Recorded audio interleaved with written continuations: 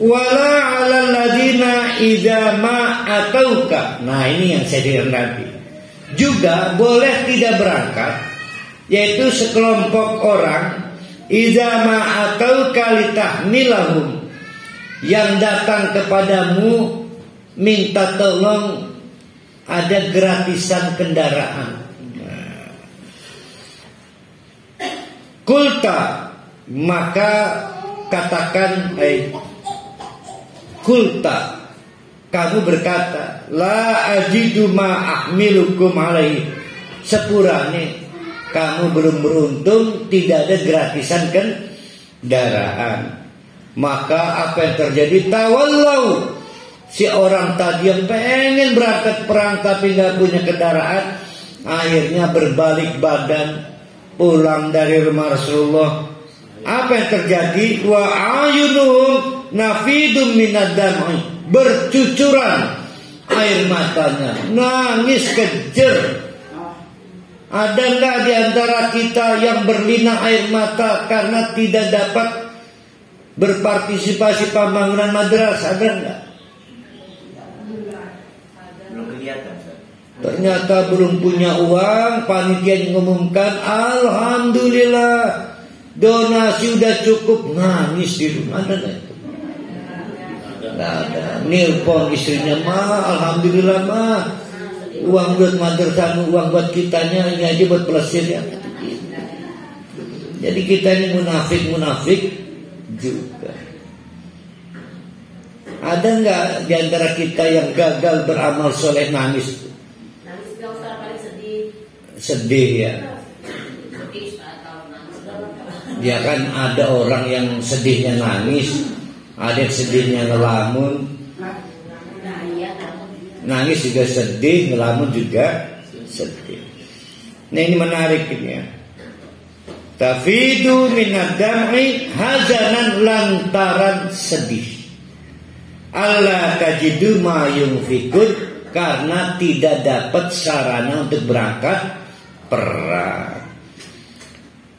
Innamas sabilu. Nah, titik dulu ya. Kita akan masuk ayat berapa nih? 93. Berarti ada berapa gambaran itu orang-orang yang minta izin ya berangkat perang. Ada yang punya peluang, alhamdulillah berangkat. Ada yang sangat pengen berangkat tapi akhirnya gagal berangkat. Ada yang minta izin tidak berangkat karena 3 persoalan. 1, sakit, nih macam-macam. Yang kedua, karena dia orang pinggiran, keterbatasan ilmu, munafik pinggiran. Yang ketiga, orang kota yang tidak sepantasnya tidak berangkat, milih tidak berangkat karena munafik kelas berat. Dari 3 kelompok ini mana yang mau dikecam? Nah, kata Allah, innamas sabilu, ada celah, ada peluang untuk dikecam. Siapa itu? Yaitu alal ladina yasta'dzinuka, orang-orang yang minta dispensasi tidak berangkat perang, wahum agniya, padahal mampu, secara ilmu mampu, secara ekonomi mampu, secara fisik mampu. Radu bi ayyakunu ma'al khawalifi, merasa senang kalau dibiarkan tinggal dengan orang-orang yang tidak berangkat perang. Nah, berarti baik dia dari kalangan pinggiran maupun kalangan kota, nggak ada alasan berangkat tapi tidak berangkat. Pertanyaannya, kenapa kok malah senang tinggal? Mestinya mah kalau dia nggak berangkat tetap sedih. Kok bisa tidak ikut serta nyumbang masjid kok senang? Tidak sedih, senang itu tidak sedih. Kenapa? Nah, bagus tuh. Siapa itu? Bu Nenek Surya ya? Hah? Bunayati enda itu sebabnya wa qaba'a ala qulubihim, hatinya dikunci sehingga mestinya sedih ya sedih, mestinya nangis ya nangis. Kemarin ada yang sudah dinyatakan secara kode etik bersalah masih minta banding. Yang nggak punya kepekaan moral. Fahum la ya'lamun, sayang orang-orang itu nggak mau tahu. Ya. Ada orang habis korupsi tidur nyenyak, ya, mestinya tidak bisa tidur. Ada orang habis ngelayat lihat orang mati tidur nyenyak, mestinya tidak bisa tidur. Kepikirannya opo kalau habis ini saya yang mati. Amalan belum cukup, untung orang lain dulu yang mati ya. Sehingga masih ada kesempatan buat saya bertobat, nulis wasiat. Maka gelisah tuh nggak bisa tidur, asam lambung naik, nggak nafsu makan. Tapi kebanyakan kita nyantai aja ya. Ada yang mati ya jojo, ya pulang bawa berkat lagi. Kadang ya sering di wilayah itu kan muncul kelompok-kelompok sosial yang minta bantuan, tapi kita itu kadang-kadang ada keraguan untuk membantu mereka itu, karena saya punya pengalaman. Ya betul. Itu pembangunan masjid sebetulnya di wilayah grup itu ada pematian ya. Saya kirim tuh ceritanya, bantuan tuh. Saya WA-kan juga ya, bukti ATM-nya itu. Transfer.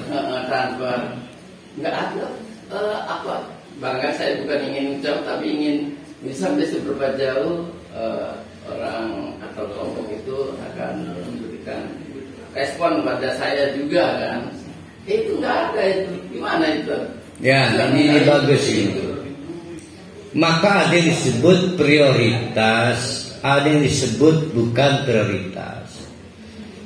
Jadi yang diprioritaskan itu yang kita paham kenapa kita harus berinfak.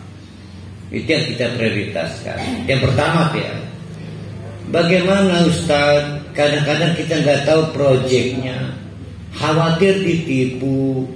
Itu yang keliling tiap Jumat itu kadang-kadang ngeselin.